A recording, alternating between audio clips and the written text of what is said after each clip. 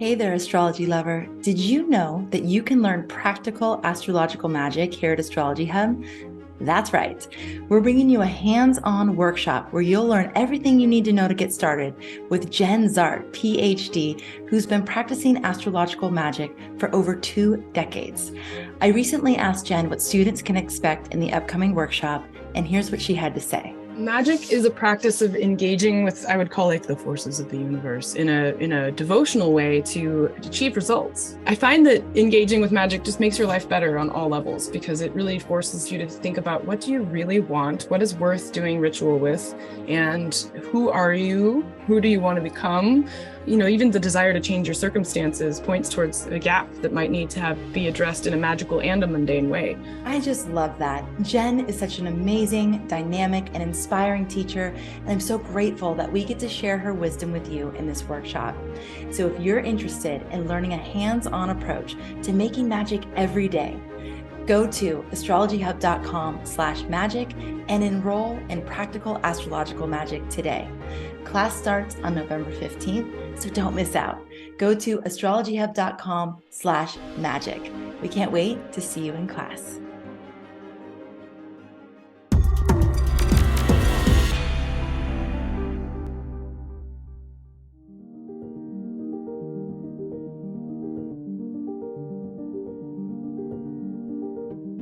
Hello, my name is Christopher Renstrom, and I'm your weekly horoscope columnist here on Astrology Hub.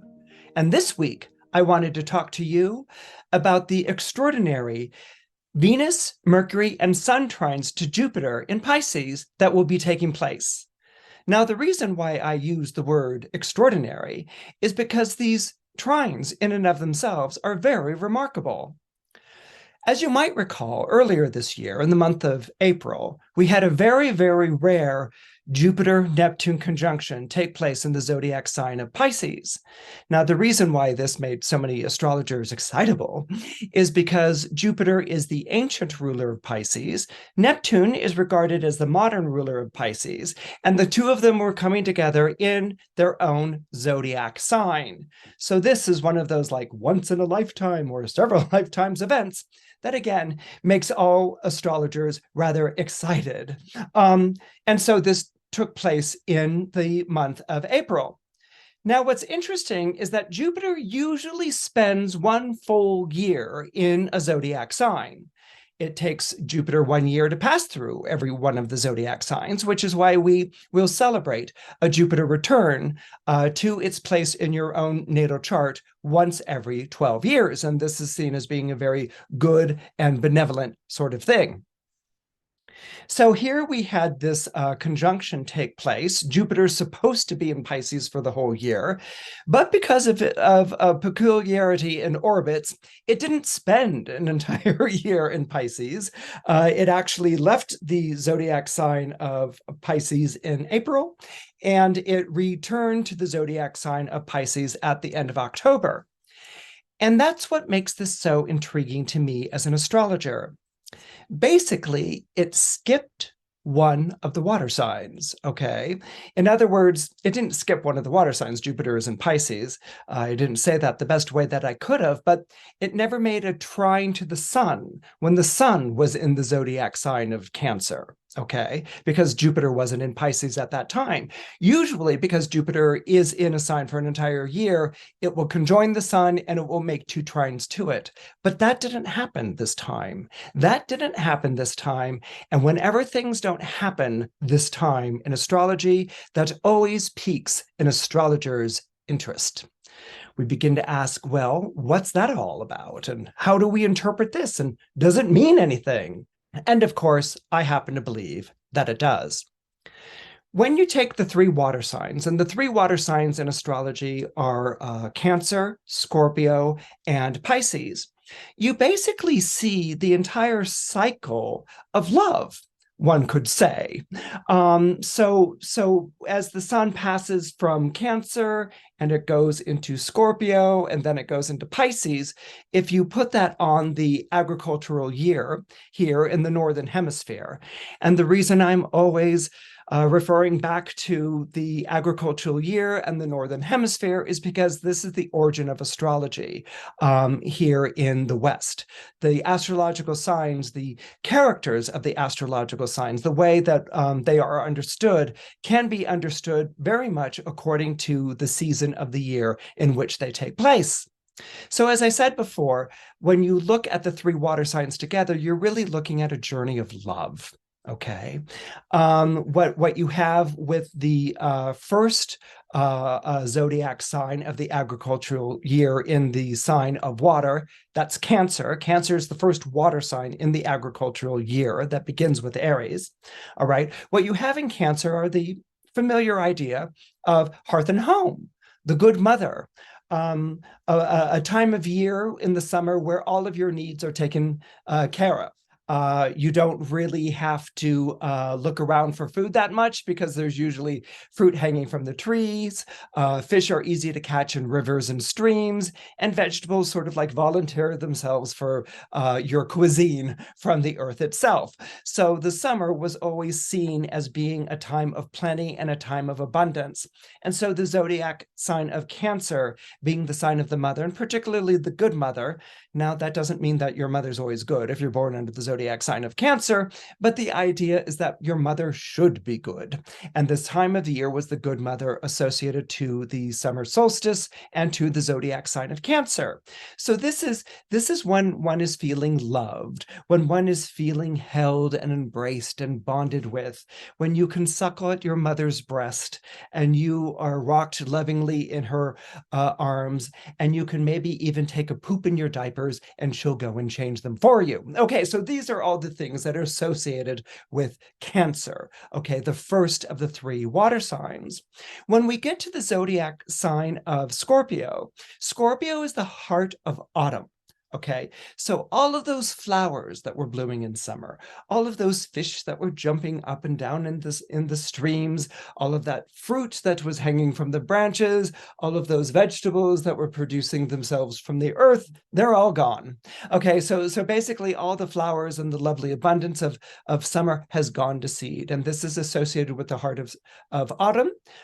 This is associated with the zodiac sign of Scorpio, which is ruled by Mars and Pluto. And this is when the trees, instead of sending all of their energy up into the leaves and branches and begetting fruit, turn that energy back down into their roots, and all of that energy goes down into the underworld. And so this is Scorpio's association with the underworld. And Scorpio also has an association, a very powerful and strong association, with heartbreak. So all of those promises that were made in youth, that your parents would be there forever, that you would always be provided for, that love was a simple Valentine that you exchanged in the first grade. Okay, all of those things, well, talk to a Scorpio. They really come dashing to pieces in the zodiac sign of Scorpio. Now, that doesn't mean that this is the time of year when everyone's hearts are broken or things like this, but Scorpio, because it's the season that follows the summer, it's in the heart of autumn, it's experiencing everything going to seed. Scorpio experiences the disappointments, the loss, and the feeling of journeying down into the underworld, looking at the things that lie underneath the surface niceties and seeing the fact that abundance has a cost, or abundance at least isn't there 24/7, 365 days a year, and 66 on the leap. Okay, so Scorpio is this feeling of heartbreak. And what happens when you have heartbreak in your life? This is something that Scorpios are very proficient at. They know this quite well. And this is why people, as we've spoken a couple of weeks before, will turn to Scorpios, because Scorpios know what it's like to feel that. Scorpios know what it's like to give in to heartbreak, to become embittered and to become very angry.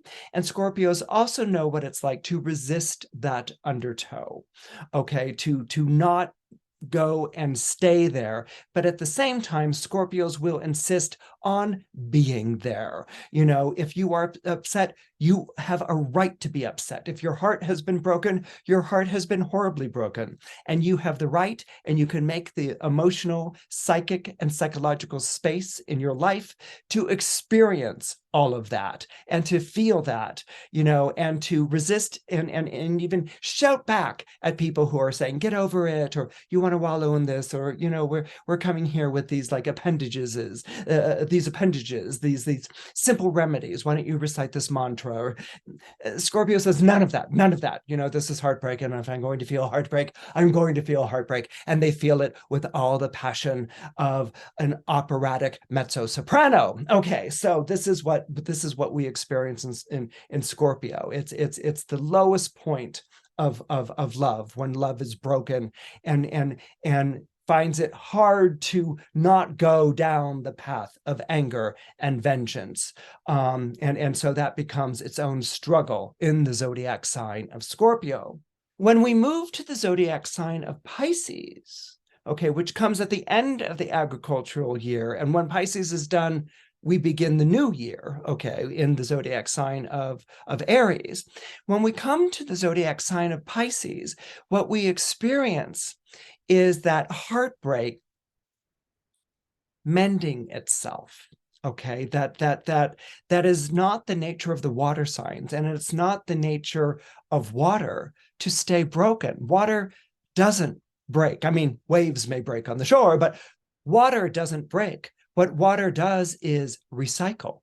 Okay, you can have water on the ocean and it may evaporate, or water on the pond or a stream or even a simple puddle. It evaporates and it goes and gathers up. It transcends. It goes up into the air and it gathers as storm clouds. Okay, so water disappears. So this idea of like water disappearing, the mystery of that disappearance, that it goes up into the clouds where it becomes heavy. And when it becomes heavy to enough of a degree and an extent, it returns to the earth as life-giving water. It returns as rain. It rains on the deserts and life comes back to life. It rains where there used to be puddles and rivulets and streams, and now there are dry beds and holds and holes and fissures in the land, but then the water returns and it fills back up and it becomes puddles, it becomes ponds and creeks. Okay, so water has this way of leaving and then returning again. It's just like a fountain. If you could almost think of Cancer as the base of the fountain. The water comes up and spurts out through the Scorpio, and then it returns back to the base, and that is the Pisces. And so this return, this coming back again, this refreshing, this restoration. Okay, these are the ideas that are associated with Pisces. And Pisces, as we know, is a sign that we often associate with unconditional love, with compassion, with mercy, with feeling for people outside of its family. Okay, with Cancer, you have the strong familial bond. So it's blood relatives first. You stand by the people that are part of your family. But with Pisces, it's compassion and care and love for people who have nothing to do with your family. And in fact, many Pisceans go and find families outside of their own families. They go and find strangers from different neighborhoods or foreign lands or exotic cultures, and they feel that they found themselves there. So there's a sort of looking beyond where I start out with in the zodiac sign of Pisces. But what happens with water, as I said, water evaporates, it returns to the clouds and fills up, and then it comes back down as rain again. What happens with water, and if you have very strong water in your chart, you're going to be very strong in those water faculties like memory and dreams and imagination. Okay, these are all strong and relevant to the element of water.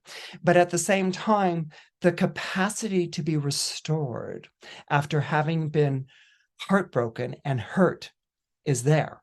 It's inherent in the sign. The sign cannot stop loving. And even for people born under difficult aspects in the water signs, difficult planetary aspects, or difficultly aspected Scorpio, even though they want to go to a place of anger and hardness, because Scorpio can be a fixed sign, they can't stay there. It's the nature of water to move on, to move past, to transcend, to return to the clouds, so it can continue that water cycle. And so that's why, again, as I said, we experience in Pisces things like unconditional love and forgiveness and compassion. But lest we start associating ideas of, evolution, like one sign is better or higher or whatever than the other, we always have to remember that all signs have different aspects and different features to them. Compassion can be taken to an extent where there's no feeling for the people in your lives, and you're always feeling sympathetic for people you've never met or will never meet who are suffering on TV. It can be like, oh, my heart goes out to these people who are suffering countries away, or these people who are suffering in society, but meanwhile, loved ones and best friends can stand almost virtually ignored. Pisces have a tendency to sort of stream their emotions.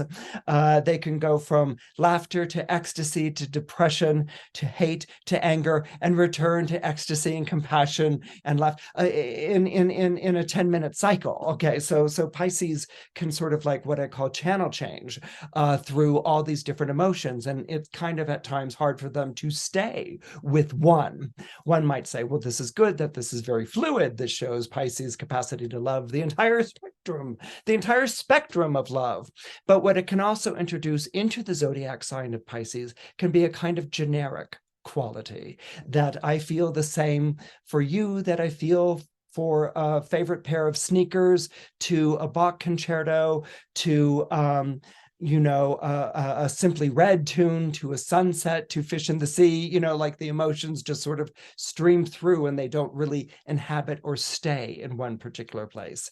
And at times what can happen is that Pisces can feel this kind of lack of intimacy, or this lack of even staying, that they've sort of moved on emotionally. So here we are, as I said, with this Venus in Scorpio trine to Jupiter, which will be taking place on November 15th, with this Mercury in Scorpio trine to Jupiter, which takes place on November 16th, and then this Sun in Scorpio trine to Jupiter, which takes place on November 20th.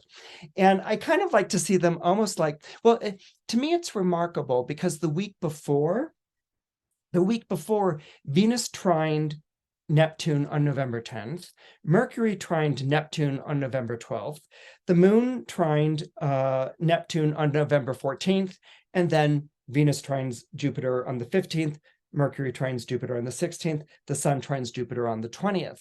So really what's happening with these three planets, Venus, Mercury, and the Sun, is that they're hitting each of the two planets which took place in this extraordinary conjunction, okay, that took place earlier this year. Okay, but this conjunction in that went on between Jupiter and Neptune didn't stream. It didn't really move its energy forward. It came together in the conjunction, so you have almost like the planting of the seed, but it's not until these trines that conjunction energy becomes activated.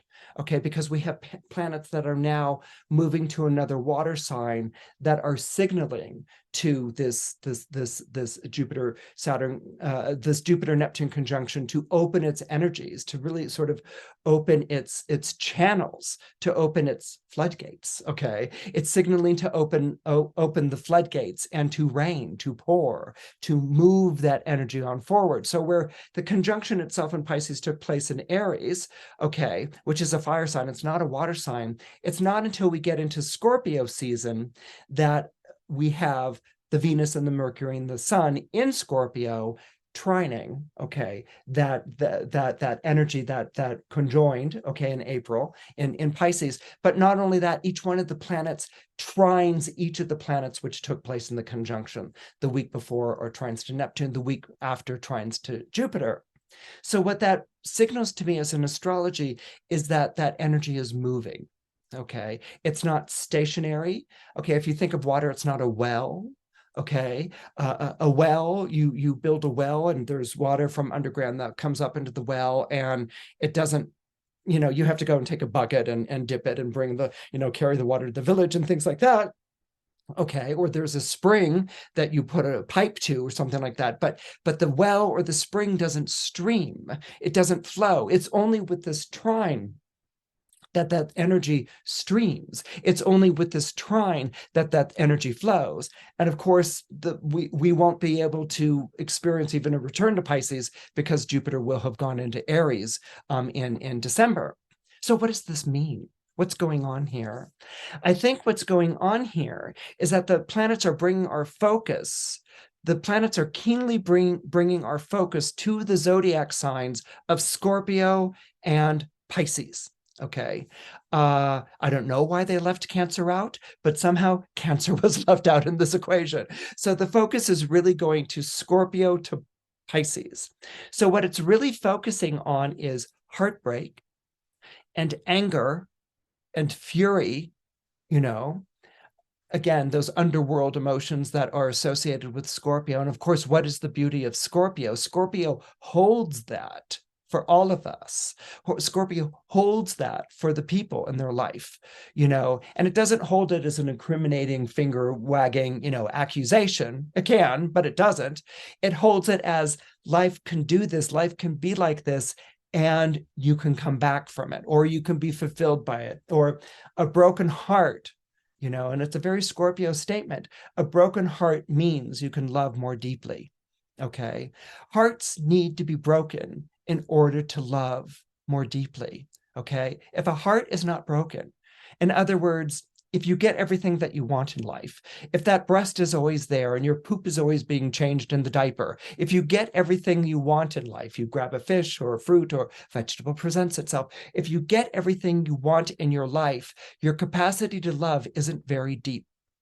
Okay, it's kind of like based on fulfilling my appetite. That's what it is. It's like, I'm hungry. I want a breast to nurture me, or I want comfort. I want arms to embrace me, and I want it now. And you might even like cry out or scream for it. Okay, so the thing is, it's through not getting what you want all the time. It's through heartbreak. It's going through emotional hardship that the heart opens. Okay, that the heart opens.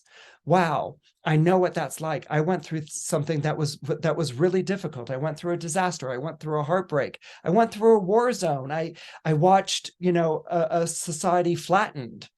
All right, and I carry that horror and I carry that trauma with me. Okay, and I know what that's like, or I feel for people who are going through that. This transmission of sympathy, this streaming of compassion, this arousal of mercy and support and care. Okay, this is done through heartbreak. This is done through difficulty. And this is one of the things that Scorpio absolutely stands for, although it will resist those things. Remember that Scorpio is Mars ruled. Mars is named after the Roman god of war, so Mars doesn't take kindly to weakness. Mars doesn't take kindly to showing any kind of weakness or tenderness or sensitivity. And from the Scorpio point of view, it's because if you show that, it's going to get used. If you show tenderness, someone's going to hurt you in a tremendous way. If you show sympathy, someone's going to say, oh, there's someone I can take advantage of, and someone's going to exploit you in a horrible way. So this is why Scorpio holds on to its willpower, and the willpower is anger. Anger is something that is associated to Mars. So it can be hard for Scorpio to let go of that anger. All right. Now, some people might ask, what is the point of letting go of the anger? It's like, I have a right to be angry. I've been harmed. Okay. The point of letting yourself let go of the anger. It's letting go of anger is not something I'm going to resolve to do one day and I'm going to meditate and I'm going to let go of my anger. It doesn't happen like that. Letting go of anger is actually a letting go of the letting go. Okay, it's actually letting yourself go to that place, and it usually happens when you're ready to move on emotionally. The heart needs its time to be calloused. Okay. It's like a seed. A heart needs its time to be calloused. It needs its time to be withheld and buried. Like a seed, there will come a time in the year when there is this impulse to come out of that seed, to send out, to send out roots and tendrils, to sprout and to reach once again towards the light. And this is something that happens as the sun moves into the zodiac sign of Pisces. And it's done through, as I said, compassion and forgiveness. Compassion and forgiveness can only take place if you know what it's like to have been hurt, okay? And if you have the courage of meeting that tall order, of responding to the impulse of forgiveness. Forgiveness isn't a virtue that you exercise, to be a good person. Forgiveness is embedded in human nature. It is, it's there.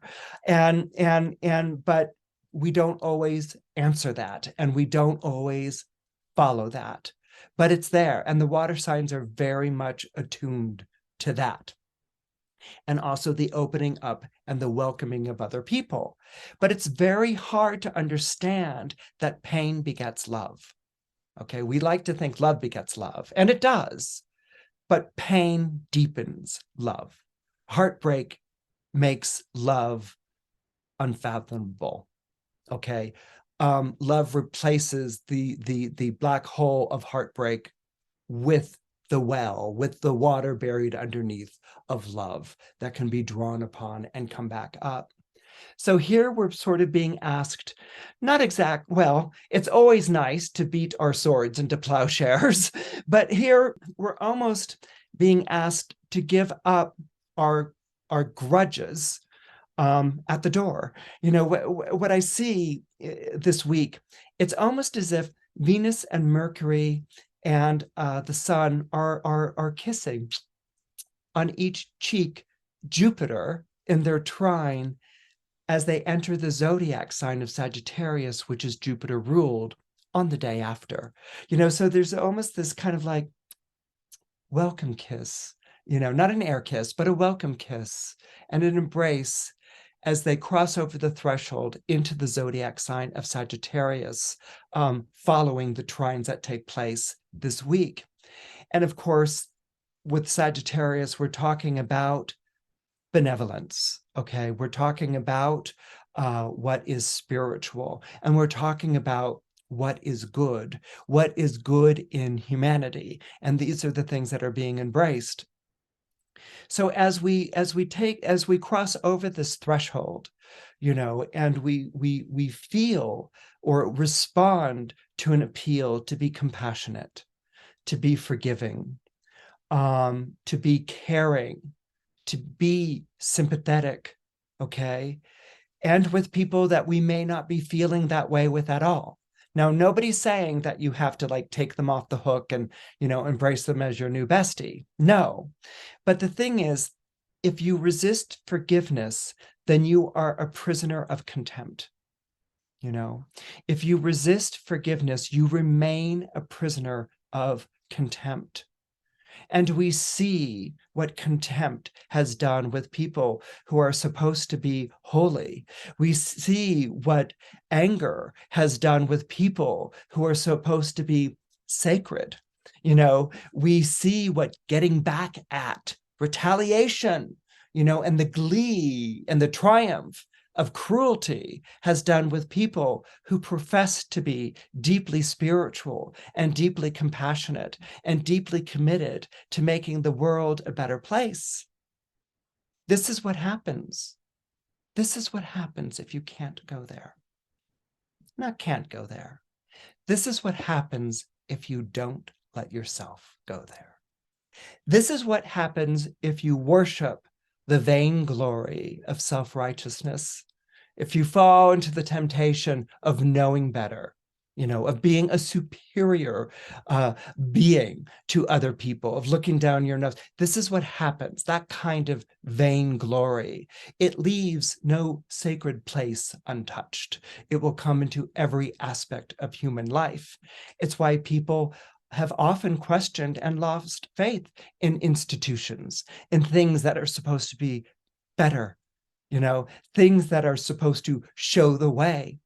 And in those times when the institutions fail, what we've learned in the history of astrology and what we've learned in the marvelous history of the eclectic expressions of spirituality on this planet is calling upon the spirit within one's self and following that conscience and following that guidance, okay? And walking through the temples with the heckling crowds and the people at the megaphones and the microphones, espousing this, espousing that, making our ears see through the sophistry, the double speak, the double meaning that's meant to divide and to create anger and harshness. And it's not even anger and a pure anger like what I've talked about with the water sign of Scorpio. It's a malice. It's a malevolence. It's a delight. It's a delight in the misfortune of another. Who would ever delight in the misfortune of another person? Even if someone has harmed you and done you wrong, isn't the feeling more like, I want to be as far away from that energy or as far away from that person as possible? And that person will probably get their comeuppance, and I don't want to be around for that. I don't want that toxicity infiltrating my life. Okay. So this is where that bridge that's being built this week between Scorpio to Pisces. And Pisces isn't going to promise redemption for everyone or anything like, and all those things along the lines. I mean, Pisces has, as I said, its own dark current. It is the last sign of the zodiac, and apocalyptic fantasies can be very popular with Pisces. Look at some religions on this planet. They can't wait for an apocalypse to start because they have no imagination. They can't imagine a world that could be better and more beautiful. They have no compassion.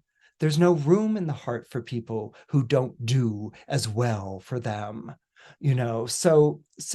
but Pisces in its dark side can represent that. It can be an ultimate pessimism of like, only an apocalypse can wipe or wash clean all the sins that we express in the world, or only by turning my back on my fellow human can I find the peace that I want. Well, that might work for some, but for most people, that turning the back, that's a resignation. That's a resignation, or leaving a world which is in need of your compassion, a world which is in need of your understanding, and a world that's in need of your sympathy and of your empathy, a world that's in need of your contribution, for something that can be imagined in a much more lovely and better and positive light. This is something that the Jupiter-ruled signs will always hold out for. Sagittarius will always hold out for that, and Pisces will always hold out for that. And so that is what's being asked of you as we pass over the threshold from Scorpio into Sagittarius, as Venus trines Jupiter, as Mercury trines Jupiter, as the Sun trines Jupiter. What's being asked of you is faith in yourself, faith in your humanity, and the restoration of this planet as a whole. Thanks for tuning in to the Astrology Hub Podcast Network. If you love the show, please take a moment to subscribe, rate, review, and share it. And if you don't know how to do that, here's how you can leave a review in Apple Podcasts on iPhone. Make sure you're on the landing page for the Astrology Hub podcast and not an individual episode. Scroll down to the bottom until you reach Ratings and Reviews. Click one of the 5 stars under Tap to Rate to leave a rating, and under the most recent review, tap the Write a Review button. And if you're on another device, just find out how to leave a review on whatever podcast player you use. Then, share what you love about the show or how it helps you navigate your life. We'd love to hear your stories, and by doing this, you make it possible to make shows like Horoscope Highlights happen every week. Thank you again for tuning in. for being a part of our community, and for making astrology a part of your life.